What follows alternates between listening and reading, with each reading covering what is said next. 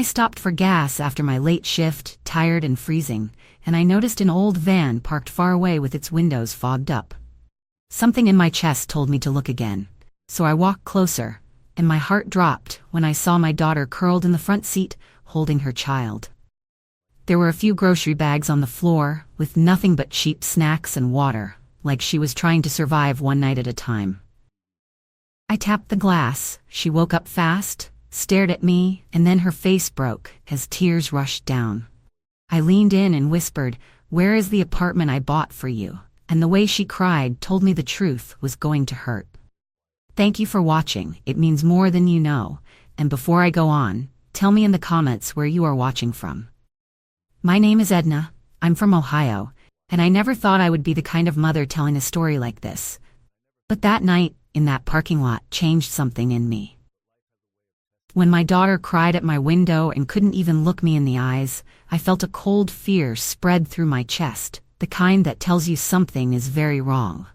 I stood there listening to the hum of the gas pumps and the wind against that van, and I kept thinking about the keys I'd watched her hold so proudly, and how a home is supposed to be safety, not shame. So I took a slow breath, kept my voice gentle, and I asked her again, quietly but firmly, to tell me what happened to the apartment. Because I could already tell this wasn't about money. It was about power. I have worked most of my life with tired hands and a steady back. I did not grow up with much, and I learned early that love is not just what you say. It is what you do when nobody is clapping for you. I raised my daughter to believe in herself, to finish what she starts, and to never let anyone make her feel small. But I also raised her with a soft heart, the kind that forgives too fast and explains too much when she has done nothing wrong. When she got married, I tried to be respectful. I tried to let them build their own life. But I noticed little things, the way her husband spoke over her, the way he answered questions that were meant for her, the way her smile started showing up less and less. And his mother, my mother-in-law, she always had a polite voice, but it carried a sharp edge, like she believed a woman's place was to stay quiet and be grateful, even when she was being treated wrong. Still, I kept telling myself I was imagining it. I kept telling myself families go through seasons. But standing there in that cold parking lot, watching my daughter tremble in that van, I knew this was not a season. It was a warning I should have listened to sooner. The truth is, I did not buy that apartment because I wanted control. I bought it because I wanted peace, the kind of peace a mother prays for when she hears her grown child say, "Mom, I'm fine," in a voice that does not sound fine at all. I had picked up extra hours, said no to little comforts, and folded away every dollar I could, because I kept thinking about winter nights and rent increases, and the way one emergency can knock a young family off their feet. When the time came, I put down the deposit and the first months up front, and I made sure the lease papers had my name on them. Not because I didn't trust my daughter, but because I knew how easily promises can change when money gets involved. I still remember the day she first walked through that front door. She stood in the middle of the living room like she couldn't believe the space was real. And her eyes filled up the way they did when she was little. And she got something she never expected. So as I looked at her now, sitting in a cold van instead of that warm apartment, my mind kept turning in circles, because something had to happen between those two moments. Something quiet, something cruel, something done while she was trying to keep her child safe and keep her marriage together. I started thinking back over the past few months, and I realized there were signs I kept brushing away, little cracks that I patched up in my mind, because I wanted so badly to believe everything was fine. There were times my daughter would call, and her voice would be low, like she was speaking from a place where she could not be fully herself. And when I asked if she was okay, she would rush to say yes, too quickly, like she was trying to protect someone from my questions. I remembered how her husband suddenly became very interested in details, asking what my name being on the lease meant, asking if the building office could switch it, asking what would happen later on, with that casual tone men use when they are trying to sound harmless. And my mother-in-law, she began dropping little sentences like stones into the water, talking about how a home should be in the man's hands, how a wife should not run to her mother, how respect means obedience, as if love is something you earn by shrinking. Standing there by that van, with cold air biting my cheeks, those memories lined up in my head one after another, and I felt a heavy shame settle in me.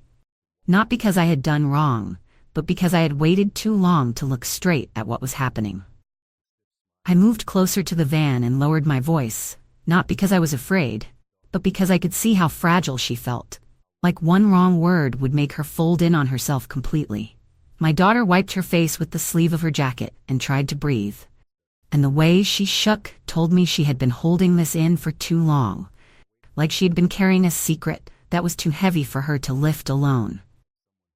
I told her she did not have to be embarrassed with me, that I was her mother before anything else, and that nothing she could say would make me love her less, because love does not come with conditions. Not in my house. For a moment she just stared at the dashboard, eyes fixed on nothing, and I recognized that look. It was the look of someone replaying an argument in their head, hearing the same cruel words again and again, wondering if they were true. Then she whispered that her husband had started calling the apartment their home in a way that sounded like a warning, and his mother backed him up, saying, "A man leads and a woman follows," and that my daughter should be grateful to be under his roof, even though that roof existed because I had worked for it. She said the first time she pushed back, they laughed at her, not a funny laugh, but the kind that makes you feel small, and they told her she was acting like a spoiled girl who thought her mother could buy her authority in a marriage. She told me they began taking little things from her sense of choice, her sense of voice, even the right to rest, because every time she tried to explain herself, they turned it into disrespect. And every time she cried, they called it manipulation. And then, with her hands gripping the edge of her seat like she needed something solid to hold on to, she said they took her keys, they told her she had no right, and they locked her out like she was a stranger, like she was nothing more than a guest who had overstayed her welcome. She said they told her if she wanted to come back, she had to apologize, and she had to hand over the bank card I had helped her with, as if her safety and her dignity were bargaining chips they could trade for obedience. When she said that, I felt my whole body go hot, because I realized this was not just cruelty, it was control. And control is the kind of thing that grows if nobody stops it. And I would not stand there and let my daughter be reduced to silence. I stood there looking at her, and I could feel two feelings fighting inside me at the same time. One was heartbreak, because my daughter had been carrying this alone, and the other was anger so sharp it made my jaw tighten. I kept thinking about all the nights I stayed up worrying when she was younger, and how I promised myself that if I ever had the chance to give her a stable life, I would do it. Because a mother never forgets what it feels like to be one bill away from disaster. I thought about every extra shift I took. Every time my feet ached and my back screamed, every time I told myself it was worth it because my daughter would be safe. And then I looked at that van and realized safety was exactly what had been stolen from her. My daughter kept trying to explain, like she thought I might blame her. And that part broke me even more. Because the person who was wronged was the one asking for forgiveness, and I have seen that happen too many times to women who love too hard. I reached for her hand and held it firmly, not gentle like a question, but steady like an answer. And I told her she was not going to sleep another night in that van, not while I was breathing and standing on my own 2 feet. I could hear the gas station noises around us, cars pulling in and out, doors shutting, people laughing like the world was normal, and it made me realize how often pain happens in plain sight, quiet enough that strangers can ignore it. I opened the door wide and stepped back, and my voice came out calm, but it was not soft. It was the voice I used when she was little and ran toward the street. The voice that says, "This is not a discussion, this is protection." I told her to get out and come with me now, to bring her son and only what she could carry, because we were leaving that cold parking lot and we were leaving shame behind with it. And when she hesitated, because fear makes people freeze, I looked her in the eyes and reminded her that a home is not a place where you are punished for speaking, and a marriage is not a place where a woman has to beg to be allowed inside. That was the moment I stopped asking questions and started making decisions. Because I knew if I waited, if I tried to negotiate with people who enjoyed taking from her, they would only take more. I helped her climb out of that van, and I watched the way she moved, careful and quiet, like she had learned that taking up space could bring punishment, and that alone told me this situation had been breaking her down for a long time. Her son was half asleep, heavy in her arms, and when she held him tighter, I could see she was trying to be strong for him, even while she was falling apart inside, and I felt that familiar ache in my chest that only a mother understands.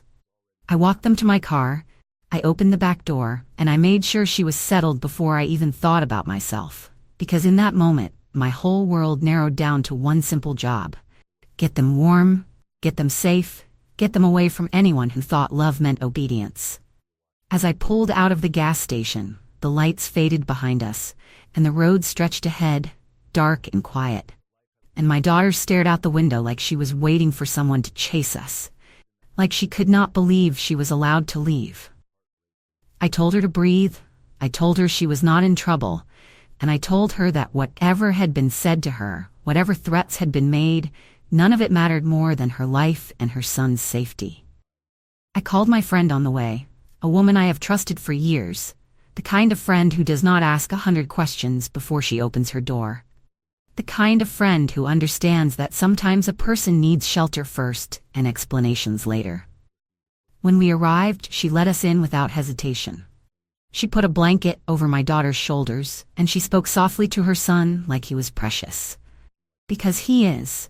And for the first time that night, I saw my daughter's shoulders drop just a little. While my friend warmed up some food and made space for them to rest, I sat at the kitchen table with my hands folded, and I forced myself to stay calm, because anger without direction can burn the wrong things down. I asked my daughter to tell me everything again, slowly this time, from the beginning, and I listened without interrupting, even when my stomach twisted. Because I needed the full truth, not pieces, not excuses, not half stories shaped by fear. She told me how they had argued for days, how his mother stood behind him like a shadow, how they kept repeating that she had no right, how they made her feel like the apartment was a gift they could take back whenever she displeased them. She told me about the moment they took the keys from her hand, about the way her husband's face looked when he did it, not angry, not even loud, just certain, like he believed he owned her choices. And that was when I realized this was never a simple family disagreement. It was a pattern, and patterns have to be stopped. When my daughter finally fell asleep, exhausted in a safe room, I went to my bag and pulled out the folder I always kept tucked away. The one with the lease, the receipts, and every record of what I had paid. And I laid it all out in front of me like evidence. Because the time for hoping had passed, and the time for action had come.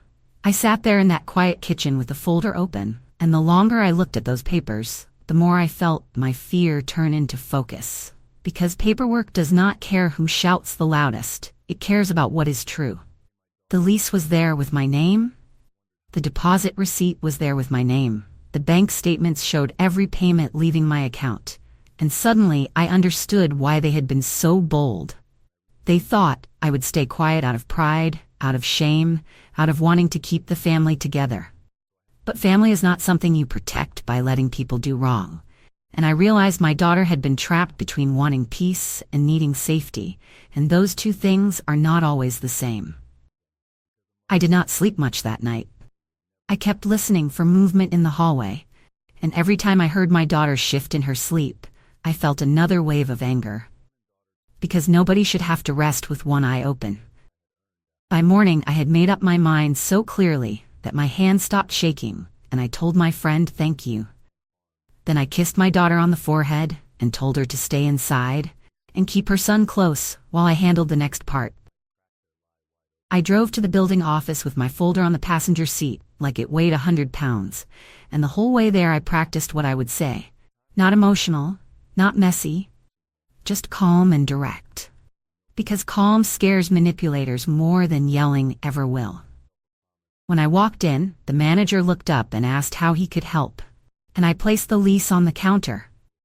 Then I told him my daughter had been forced out of the apartment and that people who were not authorized were living there, and I needed to know what the next legal steps were. He studied the pages, his expression changed, and for a moment he went quiet in the way professionals do when they realize they're about to deal with something serious.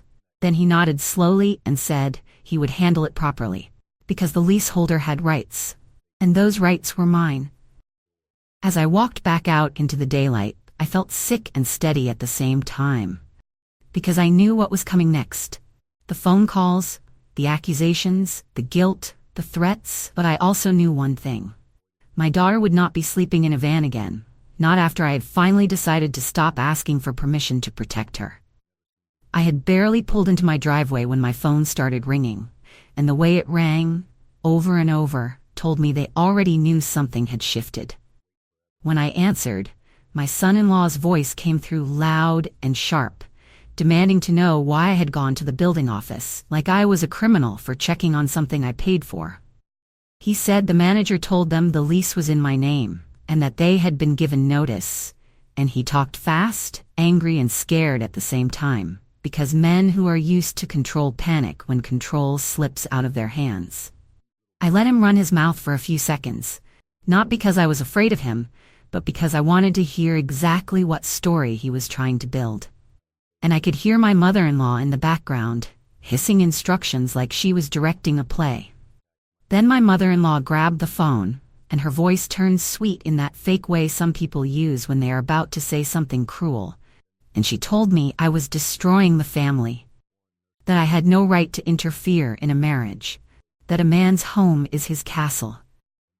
I held the phone away from my ear for a moment, took one slow breath, and I thought about my daughter's tears against that cold glass, and I realized these two people were not embarrassed by what they did. They were only embarrassed that it was being exposed. So I spoke calmly, with no yelling, no shaking, and I told her I did not throw my daughter out of her home, they did, and I did not put my grandson in a van, they did, and if they wanted to talk about rights, we could start with the right to safety. My son-in-law jumped back in, trying to sound righteous, saying I was disrespecting him as the man, saying my daughter needed to learn her place, and that sentence was the moment my patience ended completely. I told him, slowly and clearly, that I bought that apartment so my daughter and her son would have stability, not so he and his mother could play power games, and that if he wanted to be the man, then he could be the man somewhere else, under a roof he provided. There was silence for a beat, the kind of silence that happens when someone realizes their threats no longer work. And then he tried one last time, saying my daughter would come crawling back, saying she needed him, and I answered with the truth he feared, which was that she had me, and she had herself, and she was finally going to breathe again. After I hung up, my hands stayed steady, but my heart felt like it was pounding against my ribs, because standing up to people like that is not easy when you have spent years trying to keep peace. I drove back to my friend's house and found my daughter sitting on the edge of the couch, her son beside her, and she looked up at me like she was afraid I might bring more bad news. I sat down across from her and told her the truth, that the building manager had confirmed the lease was in my name, that unauthorized occupants could not just claim it as theirs, and that things were moving in the right direction, even if it would not feel comfortable at first. Her eyes filled again, but this time the tears looked different, less like shame and more like relief, like someone finally believed her, like the ground under her feet was coming back. She told me she had been scared to tell me because her husband kept saying I would blame her, and my mother-in-law kept saying I would abandon her to teach her a lesson. And hearing that made my stomach turn, because it was proof they had been trying to separate her from the only support she had. I reminded her that isolation is the first tool of control, because when a person feels alone, they start accepting things they would never accept if someone was standing beside them. Then she told me something she had not said at the gas station, something she had swallowed because it felt too humiliating. And she admitted that the bank card demand was not only about money, it was about trapping her, because once she handed it over, she would have no way to leave, no way to buy food, no way to start over. She said her husband told her straight-faced that a wife does not need financial independence, that a good woman asks for what she needs. And his mother nodded, like that was wisdom. And I felt my anger rise again, not wild, but clean. Because there's nothing righteous about making a woman beg for basic dignity. I told my daughter she was not a bad wife for wanting safety, and she was not a bad mother for needing help, and she was weak for staying as long as she did. Because people do not wake up one day and choose to be controlled. They get worn down little by little until control feels normal. And then I made her look me in the eyes and promise me one thing, that no matter what he said, no matter what his mother threatened, she would not go back alone. She would not apologize just to earn permission to exist in her own life.